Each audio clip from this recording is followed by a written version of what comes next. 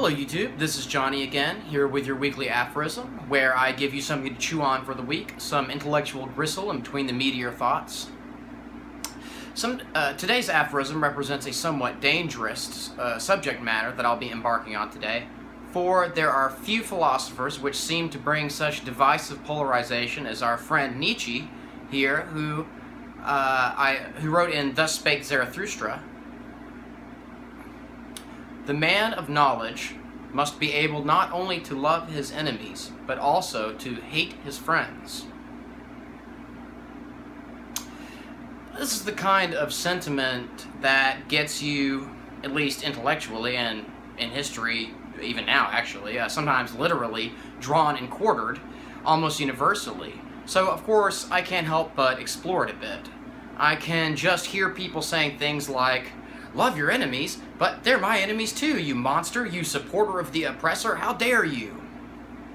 Hate your friends, you must not believe in the cause, comrade, to the gulag camp or whatever, Guantanamo, you go." Regardless of the dangers inherent in exploring this topic, and as you'll see, endorsing it, at least for the most part, I think it's an important enough thing in this age of extraordinary political and social polarization to do anyway. And by the way, this idea of political polarization isn't just something that's in the air. There are actually some studies which support this idea that you can look at. So anyway, there are really three main parts here that I'd like to point out about the eminently quotable Nietzsche's aphorism. First, the man of knowledge. Second, about loving your enemies. And third, about hating your friends. So this first part is his notion of the man of knowledge. What I take this to mean is, of course, the philosopher, the person who is radically engaged in the project for truth and reason, who does their best to not be taken in with sides of questions for their own sake, but they work to take their perspective higher and be more objective about their views as much as humanly possible. And in fact, his ideal, the overman, would be totally beyond contemporary notions of good and evil, though I think it's a mistake to take Nietzsche as meaning beyond good or evil per se. I'm not an expert on Nietzsche, but based on what I've read of him his work directly, he, like Hume, has a kind of meta-ethical stance that is widely misunderstood and misrepresented. But anyway, I digress. My view of the person of knowledge is someone who is constantly reassessing their views, their allegiances, and so on, but never would they take any earthly, or heavenly for that matter, allegiance as being higher than truth, justice, and so on. In other words, these ideals are higher than any group or person or struggle going on, and no matter how perfectly any group claims to have these ideals on their side, it's almost always a mixed bag. And the person of knowledge recognizes this clearly. Which brings us to the next part of the aphorism, wherein Nietzsche exhorts us to love our enemies. So there are several things that come to mind for me in unpacking this part. I think, for example, of what Martin Luther King said in his sermon on the subject. He said, quote, "Far from being the pious injunction of a utopian dreamer, this command is an absolute necessity for the survival of our civilization. Yes, it is love that will save our world and our civilization, love even for enemies," unquote.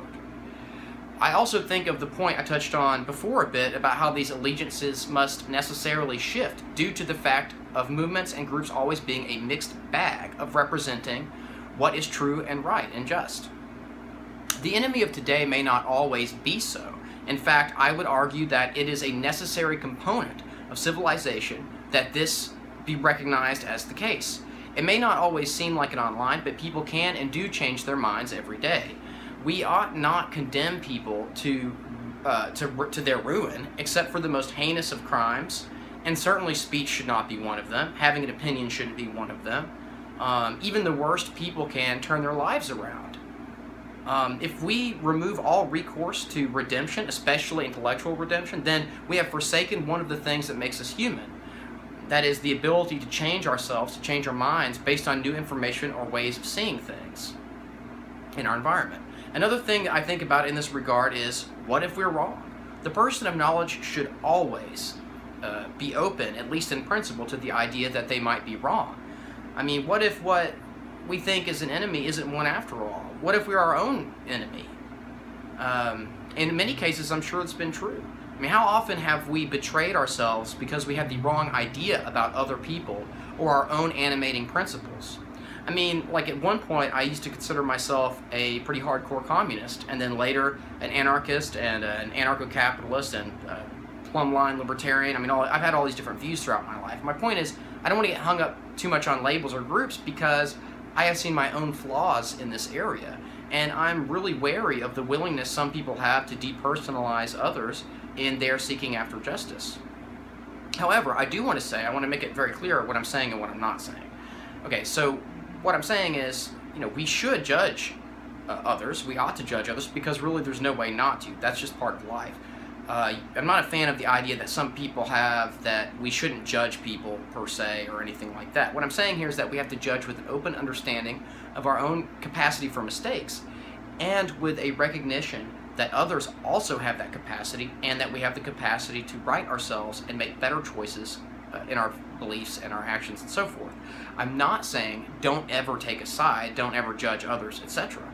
But I'm just saying that if you really have good intentions about things, then you need to make sure that you're right, which is really often much more difficult than people suppose, which is, I think, partly what Nietzsche is getting at there in his aphorism. I don't think that he's just throwing his hands up and giving up on principles per se, as he is often accused.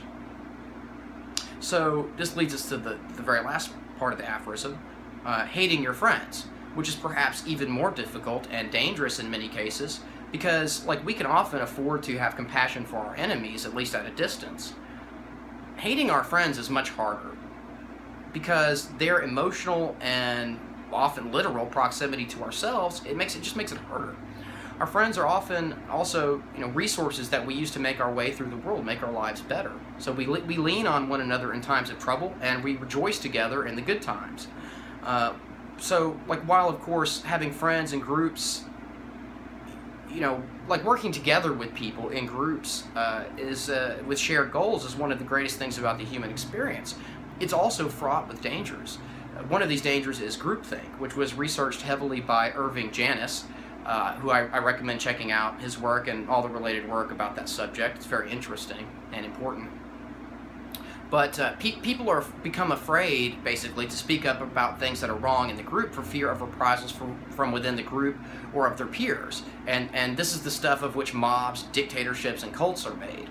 Once things have gotten out of hand because people were either too afraid for good or bad reasons, I mean, your life's important, sometimes it's a good reason to be silent, right? Or they're unable to speak out against and stop the decision-making process of their group, it's often too late, and that's where the worst atrocities in history stem from. So we also have to beware the common tendency to rationalize our allegiances with a, well, the enemy of my enemy is my friend type rationalization thing. It's really just an excuse to turn a blind eye to irrational and unjust nonsense, and it does no one any good, because and this attitude really kind of explains the world we actually see and experience, because instead of fighting for what's really true and good in the world directly, we outsource this work to others who go on to excesses that pervert their stated purpose and aims, and then we go, oh, well, maybe they go too far, but it's ultimately for a good cause.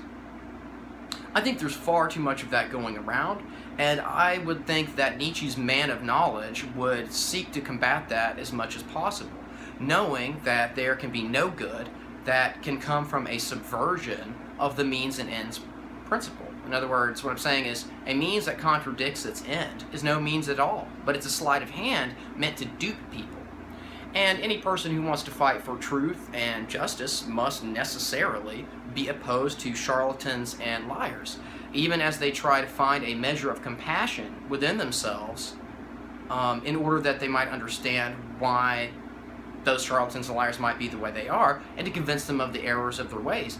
Not just for humanity as a whole, which is, I think, in its own way far too abstract for my purposes of this video, but for that person's humanity at its core, and for your own humanity. For the good life cannot be lived in hatred, duplicity, or allegiance to those who would subvert truth for their own personal benefit, but it must be lived in compassion, forthrightness, and allegiance to truth above all else by the consistent examination of its own motive and means. Anyway, I'm going to end here with another quote from Nietzsche out of the same book, Thus Spake Zarathustra, and it goes like this. A light has dawned for me. I need companions, living ones, not dead companions and corpses which I carry with me wherever I wish. But I need living companions who follow me because they want to follow themselves, and who want to go where I want to go. A light has dawned for me. Zarathustra shall not speak to the people, but to companions. Zarathustra shall not be herdsman and dog to the herd, to lure many away from the herd. That is why I have come. The people and the herd shall be angry with me. The herdsman shall call Zarathustra a robber. I will not be herdsman or gravedigger. I will not speak again to the people. I have spoken to a dead man for the last time. I will make company with creators, with harvesters, with rejoicers. I will show them the rainbow and the stairway to the Superman. Unquote. Keep your wits about you. Peace.